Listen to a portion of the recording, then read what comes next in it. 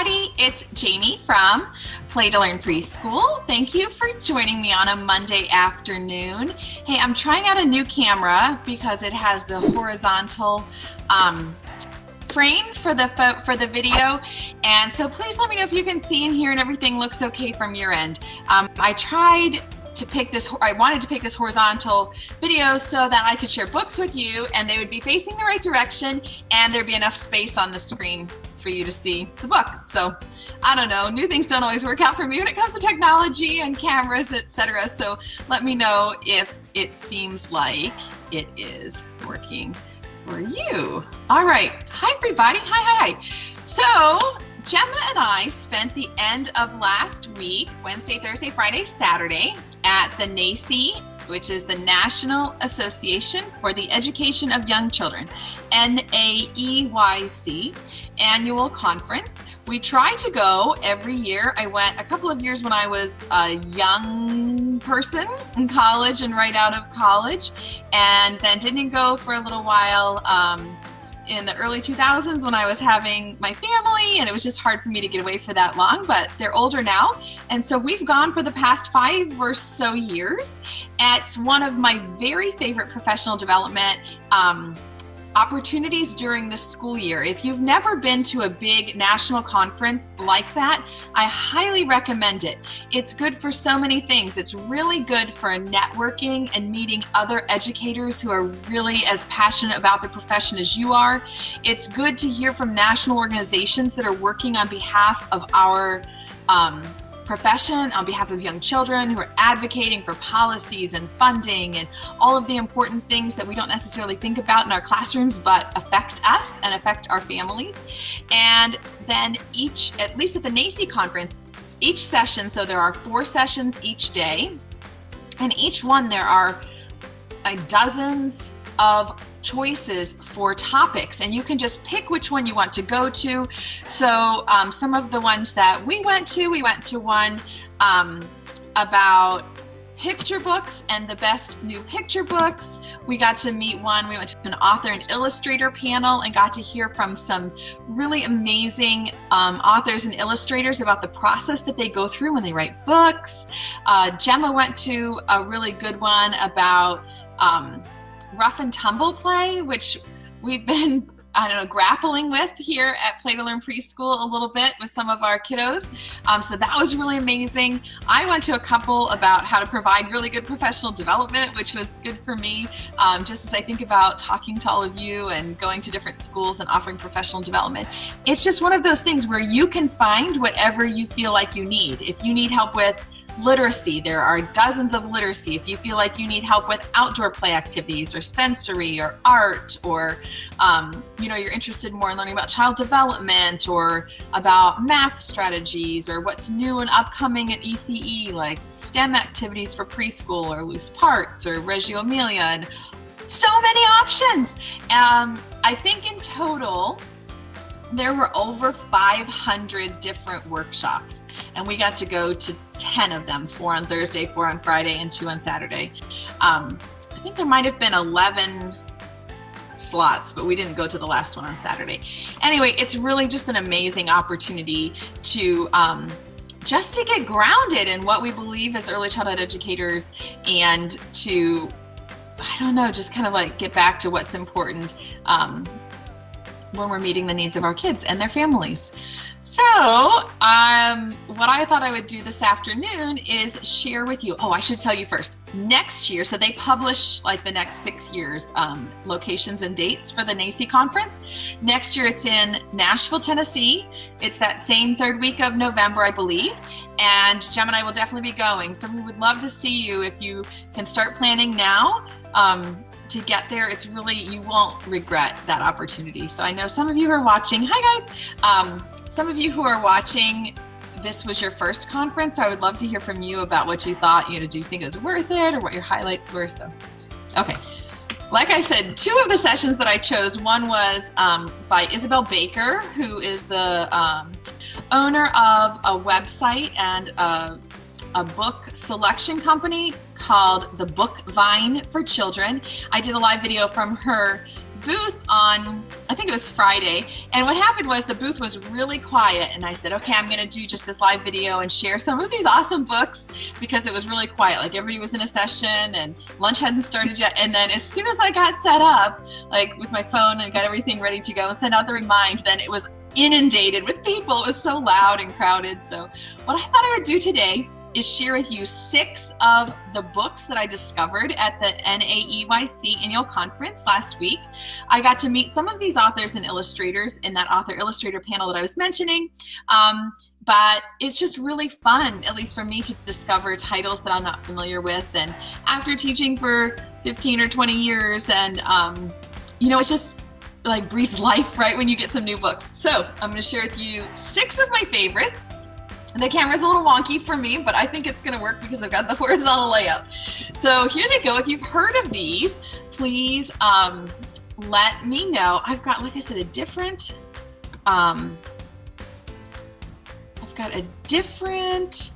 layout, and I can see comments coming in and I can't read them. Oh boy. Oh, there we go. Now I can see them. Hi everybody. Oh, it's so good to see you too. Okay, so here goes. I'm going to share 6 of my very favorite finds. If you've read these or heard of these books, let me know. And if not, I hope you'll find at least 1 or 2 new ones that you could check out at your library or look for at your local bookstore. So this is a new book by Michael Rex. It's called Eat Pete. Michael Rex also wrote that parody of Goodnight Moon called Goodnight Goon. And this book is hysterical. I posted a picture on Instagram of me reading this in the hotel room. I was kind of teasing Gemma that I was going to read her some new books for her bedtime story. And so she was taking pictures and I was reading this book. She was laughing so hard. She like fell off her chair trying to take a picture. It's so very cute and it's just perfect for preschoolers. So it's called Eat Pete. It's about a little boy, and there's a monster that lives outside his house. Do you see that monster up in the tree? Pete was playing on his bedroom floor when a monster appeared at his window. "Hi," said Pete. "Do you want to play cars with me?" The monster didn't want to play cars with Pete. He wanted to, and then everybody yells, "Eat Pete!" That playing cars looked like fun. So they had some races. They set up parking lots. They made crashes. "Hey," said Pete, "what should we do next? Do you want to play pirates?" The monster did not want to play pirates with Pete. He wanted to eat Pete. The kids are all like, "Eat Pete!" So funny. But the monster had never played pirates before. They dug for treasure. He walked the plank. They acted like scallywags. "Next," said Pete, "I think we should play blocks." The monster did not want to play blocks with Pete. He wanted to eat Pete. But he liked building things, so they made a castle. They built towers, they knocked them down. Look at the monster's face. And I'll say to the kids, doesn't he look like he's having so much fun? He's laughing and so fun. "Now," said Pete, "we should play superheroes." The monster did not want to play superheroes with Pete. He wanted to eat Pete. This is a surprise page. So he did. The kids are all like, "What? The monster ate Pete?" And I'm looking at his sad face. The monster piled up some blocks. He put on the pirate hat. He spun the wheels of the car. It wasn't any fun to play alone. He missed Pete. And then I'll talk to them like, "Oh, look at the monster's face. What do you think he's feeling?" They said today when I was reading something, "He looks so sad. I bet he's sorry he ate Pete." So he spat him out, which the kids are like, "That's so gross." And Pete yells, "That wasn't very nice," Pete told the monster. "Sorry." "You want to play superheroes?" asked Pete. The monster did not want to play superheroes with Pete. He wanted to, and the kids all yell, "Eat Pete!" but on the last page, it's a surprise. Hug Pete. It's so cute and so simple and, easy to read, and the kids can join in. And for whatever reason, preschoolers they're just enamored with like bad characters, right? Like the wolf with the 3 little pigs, and this monster who really does eat Pete. And then I read that to them this morning when I was telling them about the trip and how I got some new books, and they're like, read it again, read it again. So I read it to them, I think 3 times. And then after snack, they went and found the book on the bookshelf and pulled Gemma in, and they were like, can you read us that Pete book? So it's definitely a crowd pleaser. Here's number 2 of the new books from 2018 that I discovered at the NAEYC conference. This one is called Alma and How She Got Her Name. This book, I'm already marking it in my lesson plans for next year at the beginning of the year, is such a sweet story about a little girl who doesn't necessarily love her name. And when her parents explain to her where she got her name, she decides it's perfect for her. So I love this. It's kind of a preschoolery version of Chrysanthemum. They would go really well together if you have older preschoolers, or if you have kindergartners. This would be a really great book. Alma and How She Got Her Name.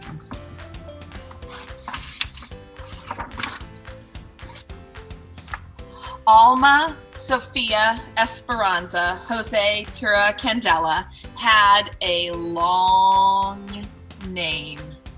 Too long, if you asked her. My name is too long, Daddy. It never fits, Alma said. Come here, he said. Let me tell you the story of your name. Then you decide if it fits. Sophia was your grandmother, he began. She loved books, poetry, jasmine flowers, and of course, me. She was the one who taught me how to read. There's a picture of her. I love books and flowers, and you too, Daddy. I am Sophia. And she goes through each of her names, and the dad explains who she's named after, each of those names. And then at the very end, she says, I love the story of my name. Now, tell me about Alma, Daddy. Where does that come from? I picked the name Alma just for you. You are the first and only Alma. You will make your own story. Oh, come on. So sweet. I love it. So Alma, Sophia, Esperanza, Jose, Pura, Candela. That's my name, and it fits me just right. I am Alma, and I have a story to tell. Come on, so good. This would be good with kindergartners or first graders. And then the note from the author, her name is Juana Carlota Martinez Pizarro, and her father named me, and she goes through and explains what all of her names are, who they were inspired by or who she's named after. And it says, what is the story of your name? So this would be such a sweet book to read with your preschoolers and talk about their names if you're doing name activities, or to read with older kids and have them for a homework assignment, go home and talk to their family about, how did you choose my name? Am I named after anybody, or where did it come from? Such a sweet idea. And that's a new book for 2018. Love it. Okay, the next one just cracks me up. So this is from my favorite series of books, Click, Clack, Moo, Cows That Type. Are you familiar with that book? I love Click, Clack, Moo. And I actually met Doreen, Cronin, and Betsy Lewin at the National Book Festival when my oldest daughter was a baby or a toddler, so maybe like 2003, 2004. It's been a little while. I got to meet Betsy Lewin, the illustrator of Click, Clack, Moo, at the National Book Festival this past week. She is delightful. I will leave some pictures in the comments after I log off. She got to explain to us about the process she goes through to draw the illustrations for books, and specifically for Click, Clack, Moo, which I just thought was so fascinating. People are so creative, right?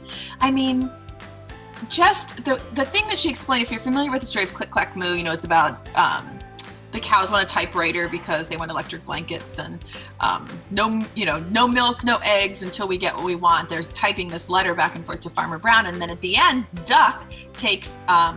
Duck is a neutral party, and she talked about like how she placed Duck sort of like neutrally in the middle of the road to sort of support the words of the story with her illustrations. And that's the end of the story, the end of the written word.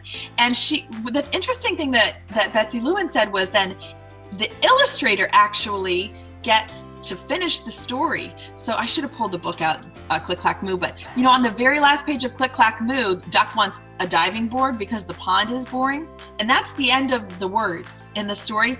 But the very last page, of course, is a picture of Duck jumping off of the diving board into the pond. And so Betsy Lewin is just sort of describing this process about how the illustrators have such an important job that they get to tell the story as much as the authors, which is so cool. So this is a new one in 2018 called Click, Clack, Quack to School. It's super cute. And I mean, look at all these super cute little illustrations, right? I'm gonna get clear off of my light there. And then, of course, we got Betsy Lewin signed it to Play to Learn Preschool, and she wrote Quack from Betsy Lewin, which is, so sweet. She's delightful. So I'll just read you a little bit from this one. You're going to have to read to find out the end. It says, on Monday, Duck brought a letter to Farmer Brown. Some of it was written in crayon. It says, Dear Farmer Brown, please be our guest at our farm day lunch tomorrow. Bring the animals too. Love, Dinkelmeyer Elementary School. P.S. What is your favorite color? P.P.S. How old are you? P.P.P.S. We have a turtle. Now, look back at this first page. Do you see Duck standing here with the letter? And then can you see what's in his hand? This is where she's saying, like, the illustrator gets to tell the story through the pictures, right? So what is Duck holding? A crayon, a reddish orange crayon, right? So he gets the letter out of the mail. And then you have to start saying to the kids, okay, so here's the letter. It's all typed nicely from the elementary school, except for this part that is written in reddish orange crayon. So knowing what we know about Duck and some of the trouble that he's caused in the other books, what do you think happened to this letter? Do you think the school really wanted Farmer Brown to bring the animals? Let's read and find out. So it says Farmer Brown was so excited he had not been to school in a very, very, very long time. He must get the animals ready. You know about these animals on the farm. They're troublemakers, right? It says, we are going to school tomorrow, he told the cows. We must get ready. The cows had never been to school. They were so excited. They stomped and clomped and mooed. School is very quiet, said Farmer Brown. There is no stomping, no clomping, and no mooing. The cows were not so excited anymore. Look at him telling, don't do that. We are going to school tomorrow, Farmer Brown told the chickens. Chickens had never been to school. They were so excited. They clapped and snapped and cluck, cluck, clucked. School is very serious, said Farmer Brown. There is no clapping, no snapping, and no cluck, cluck, clucking. The chickens were not so excited anymore. Farmer Brown arrived at the pig pen. We are going to school tomorrow, he announced. The pigs had never been to school. They were so excited. They hooted and hollered and oink, oink, oinked. School is very calm, said Farmer Brown. There is no hooting, no hollering, and no oink, oink, oinking. The pigs were not so excited anymore. This is my favorite picture. Farmer Brown arrived at the barn. Duck was meditating. We are going to school tomorrow, said Farmer Brown, and there will be no stomping, no clomping, snapping, clapping, hooting, or hollering. Duck breathed in slowly and deeply And try not to be so ducky, said Farmer Brown. Duck breathed out, slowly and deeply. Farmer Brown handed out rule books, and the animals studied all night. No stomping, no clomping, no moo-moo-mooing, no clapping, no snapping, no clucking, no hooting, no hollering, no oink oink oinking. Don't be ducky. Oh, that duck. The next morning they lined up quietly in front of the truck with no stomping, clomping, clapping, snapping, hooting, or hollering. Farmer Brown was so proud. They were quiet and still on the ride to school. The cows were not mooey. The chickens were not clucky. The pigs were not oinky. Duck breathed in slowly and deeply. Duck breathed out slowly and deeply. Farmer Brown was so proud. Now, what do you think is going to happen when they get to school? So there they all are getting out of the school. It says when they arrived, they got out of the truck quietly and waited in the empty schoolyard. The school seemed quiet, serious, and calm. And then the bell rang for recess. So what do we know about school? Is it quiet and calm? No hooting, no hollering. And so the kids are all crazy. And I'm not going to give away the ending, because if you think back to that very first page when Duck was maybe annotating the letter from the school, what do you think Duck had in mind? You're going to have to read to find out. Do you really think that Duck wrote that on the letter? Was Farmer Brown supposed to bring the animals to school that day? I love Click, Clack, Moo. I think I could do like a whole month of just reading Duck and Click, Clack, Moo books. They are hysterical. And I think the best thing about them is that they are crowd pleasers for your preschool crowd, like 3 to 5 year olds, but they have enough funny humor that the adults get a chuckle out of it too, which that's the perfect kids book, right? Okay, I'm going to share 3 more with you. The next one is called The Big Umbrella. It is by Amy June Bates, and she co-wrote it with her 7th grade daughter, Juniper Bates. I got to meet Amy at the National Book Festival and talk with her. She did a panel about how the idea for this book came out and for the process that she goes through to write and illustrate children's books, which is just so fascinating, right? These people are so creative. Amazing. Some people are so genius. And also about how the idea for this book came out because of a conversation that she and her daughter had in 2016, just about how important it is to be inclusive of everyone, which, hello, that's what the world needs now. She signed our book, The Big Umbrella, and then she said, I like to draw somebody under the umbrella. Who do you want me to draw? And of course, Gemma and I are standing in line, to get our book signed, and we were both like, Betsy, can you draw a blackbird holding the umbrella? So do you see it says to play to learn preschool, and she drew Betsy under the umbrella. So this is a very quick book, but a very meaningful book, and I think it's an important book that we read to our preschool students from the time they're 3 years old. It says, by the front door, there is an umbrella.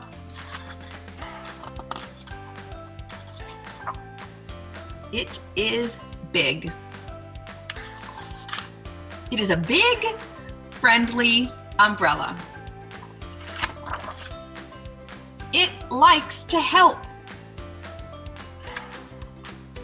It likes to spread its arms wide. It loves to give shelter. It loves to gather people in. Aren't those illustrations beautiful? She said she was intentional about not showing the face of the children in the umbrella or throughout the whole beginning of the book because she wanted every person reading it to be able to picture themselves under the umbrella. It doesn't doesn't matter if you are tall or hairy or plaid. See how everybody fits under the umbrella? It doesn't matter how many legs you have. And this is Amy Bates' own dog. She says it's a very special dog. Some people worry. I love this page. I feel like I should get this written in a plaque in my room. Some people worry that there won't be enough room under the big umbrella. But the amazing thing is, there is. Look, the sun is coming out. And then look at this beautiful last page. There is always room. And what Amy shared is that she tried to draw just a representation of this rich, diverse, beautiful world that we live in. And when she gives this book to children, she asks them to take a marker and draw themselves on this last page. She says it's her dream that someday she'll be at a library and pull her book off of the shelf and open this last page to find illustrations all over it of the different children who've read that book. So sweet, the big umbrella. Here are two more of my favorites. Did you know Kevin Henkes wrote a new book this year? It's called Parade of Elephants, and everything Kevin Henkes writes, I love. So I feel like he was at the National Book Festival one year. Maybe. He's a genius. His illustrations are perfect. And so as soon as I saw his name on this book, I picked it up and then it's perfect. It's called A Parade of Elephants. At the workshop at NAEYC, when they were sharing these new books of 2018, they gave us all little cutouts of the elephants. So I'm going to put these on, I think I'm going to put them on popsicle sticks maybe and let the kids use them. There are 5 elephant cutouts. Maybe it's 5 elephant cutouts. That would make sense because there's 5 elephants in the book. And I'm going to put them on popsicle sticks so that the kids can retell the story with props. I don't know where they got those, but maybe they're from the publisher. Who knows? Love them. Here goes. Look! Elephants! 1, 2, 3, 4, 5. 5 elephants marching. A parade of elephants. Big and round they are. Big and round they go. Up, down, over, under, in, out. They march and they march and they march. They march all day. And when the day is done, they are done too. They yawn and stretch. They stretch and yawn. But before they sleep, they lift their trunks and they trumpet, scattering stars across the sky. Hey, I love elephants anyway. Good night, B. This is the most beautiful book. It actually reminds me a little bit of the illustrations that he did in the book Egg that I shared with you last spring. And it would be interesting to read those back to back with your students and see if they make the connection. You know, that's something we're always talking about with students is, do you make a connection? Does this book remind you of anything else? And the illustrations are similar enough. I should have pulled that one out too. Yeah, just ignore me. That the kids should be able to say, the pictures in this book remind me a lot of the pictures in the book Egg, with the birds and the little alligators. All right, I have 2 more for you. Nope, 1 more. I can't count. We're still kind of like coming back to reality after being away for a few days, right? So this last book is such a sweet story. And I think it would be so helpful to have in your classroom to teach your students to be mindful and to teach them self-regulation strategies. I also think it would be good after you've taught them this book and read them this book a number of times to put it over in your quiet space or your calm down area and use it as necessary when kids are being overwhelmed by their emotions, which happens frequently in preschool because preschoolers have a lot of emotions and they've only been on the earth for 4 years, 4 rotations. It's not long enough for them to know how everything works and to be able to work through those emotions. It's our job to teach them what to do when they make those strong feelings. So this book is a really good visual way to teach them how to self-regulate. It says, My Magic Breath, Finding Calm Through Mindful Breathing. I think I'll read this to myself sometimes. It says, do you have the magic breath? Let's see. Take a deep breath. And blow it out. And we can all practice that. Wow! You do have the magic breath. The magic breath is special. It helps when you have too many thoughts running through your mind. At the end of the day, there is a lot to think about. Sometimes when you are worried or nervous or sad, deep breaths can help push some of those thoughts away. Think about when you feel happy. Take a big breath in, and thinking about something that made you feel great will help you enjoy your happy moments even more. It's magic. Let's try it out. What happened today that made you smile? Take a deep breath in and picture that moment in your mind. Get ready. Let's blow all those happy thoughts onto the page. Now that looks like happiness. Keep blowing. Keep thinking happy. Phew, that is a lot of happiness. I bet you have a smile on your face. A big smile can make you feel better. And it goes through each of the emotions, right? So that was if you feel worried or nervous. And then this one is if you feel sad or mad. And it goes through this like mindful breathing that will really help kids start to think about what they can do when they feel all those emotions, right? Like, what am I going to do with all of those things that I'm feeling?